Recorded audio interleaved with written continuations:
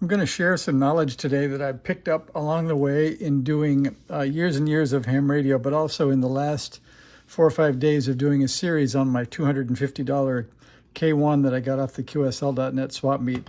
And I wanted to tell you about the real idea here is that this radio really tells a story. So I wanted to sort of change it up a little bit today and not talk so much about this radio, but give you some examples. But I think the big one to tell you is that every radio tells a story. So when you're buying a radio, it's really important for you to pay attention for a whole bunch of little details and sometimes just some signs that you may not be getting what you want.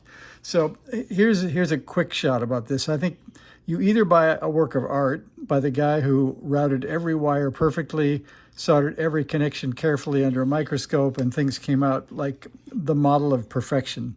Or you might have bought one where this guy might be just slightly beyond his means, might be just beyond his skill level, didn't have the right tools, maybe too big of a soldering iron, maybe the wrong mix of lead and tin in the solder, or heaven forbid, maybe acid core solder. I haven't seen that one for a while, but there's so many ways to mess up a kit.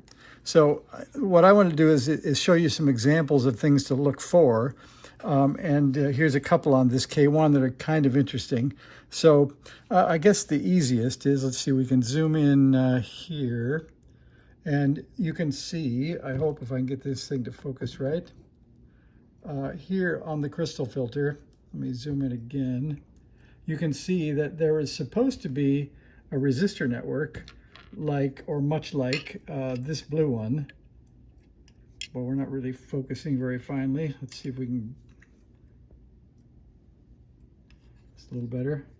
Okay, so anyway, there should be a resistor network, something like this one here, but instead you can see there's been trouble in paradise, so they must have had trouble with the crystal filter.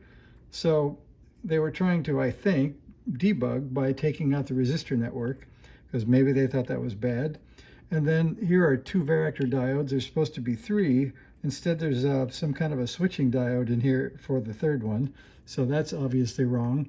And then when you look around at things that should be, for example, here in the VFO, here it is, C11 should be, if I get there, right there where the probe is, this should be on the top of the board, it's on the bottom. This one should be on the bottom of the board, it's on the top.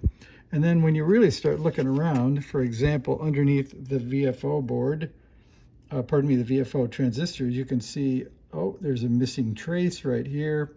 You can just see in general the whole state of things. Let's see if I can find back to the crystal filter again, or here you can see the joints in general are pretty pasty looking. So, and you can also tell that many of these were soldered with a larger blob and then cut off with a pair of some kind of cutters, maybe nippers or diagonal cutters or something. But the really interesting part is, if you look at this board, this is the 2-band filter module. These joints are shiny and nice, just about the right amount of solder. Everything is pretty much done the way you would do it. It's pretty beautiful. So obviously this board was built by a different person than built this one. So you can't just look at one part. You sort of need to look at the whole radio. So that's where I wanted to go with this. So to leave you with this, look carefully, ask to open the box, look inside, get some pictures of the interior, smell it, see if it smells like something burned or has been soldered on endlessly. And when you look at the side, for example, look for all the right screws to be in, all the same kind. Look for missing screws or screws that look stripped or well worn, because it means the case has been apart a lot. The other thing would be to look for, here's an example. If you look at this screw, I think that's close to what should be in here, but this is certainly not. This is some kind of chrome, some other mismatched screw. So mismatched screws, controls that don't work. This one had a broken VFO pot. It was a plastic one that the whole back had come off. All the yellow silk screen on this one, if you look here, most all of them, let me back up, this focus is horrible. When you look at almost all the silk screen was worn off and they had been replaced by plastic paper letters. So this is going to be quite an interesting looking radio when I'm done.